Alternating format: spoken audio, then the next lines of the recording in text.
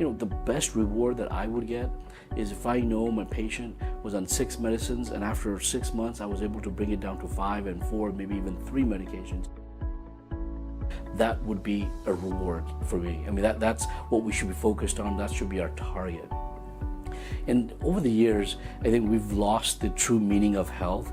And so we need to go back to WHO, World Health Organization, in the mid-40s defined health. And I feel like that is probably the best definition of health even today.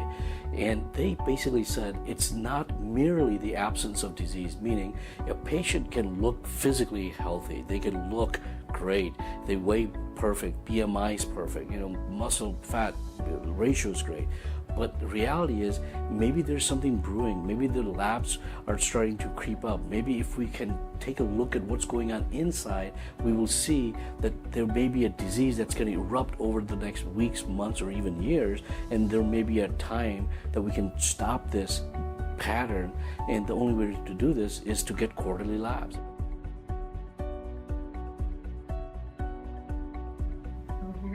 This is going to be so cool. You're being so brave. I'm going to show this to your brother and sister, okay? There you Look, go. you didn't even cry. Are we done? I didn't feel it at all. That's really good.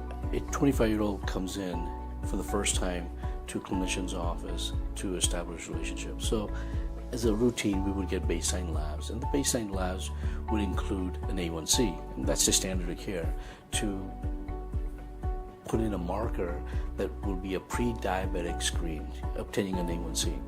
That's what the standard of care is. However, it's an absolute myth that A1C is a predictor of diabetes.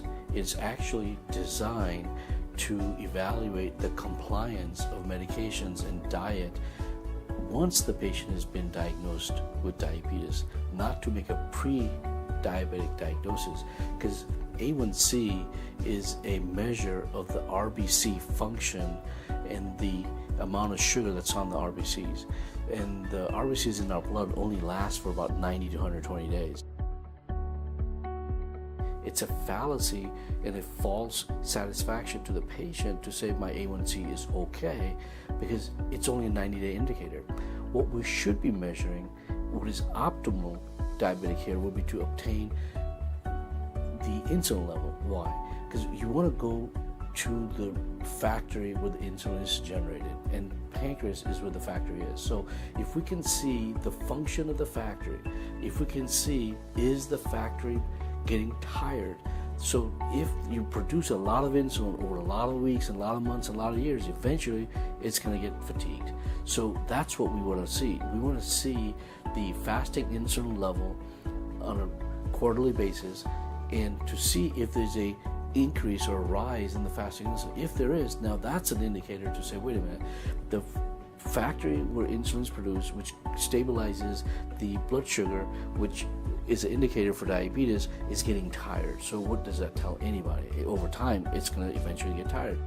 We need to look at the labs, and that is a precursor. That's an indicator of what is to come, or what is one expecting years or months down the road.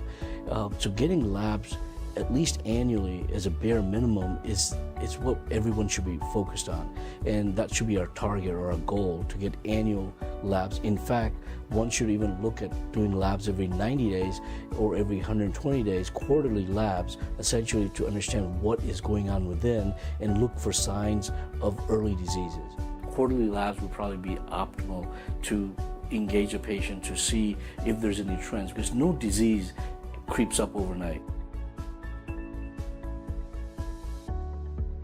You weren't healthy yesterday and got diabetes today, or you weren't healthy yesterday and got cancer today. It was a gradual process over weeks, months, or years that we could have picked up if we had routinely performed labs on a quarterly basis.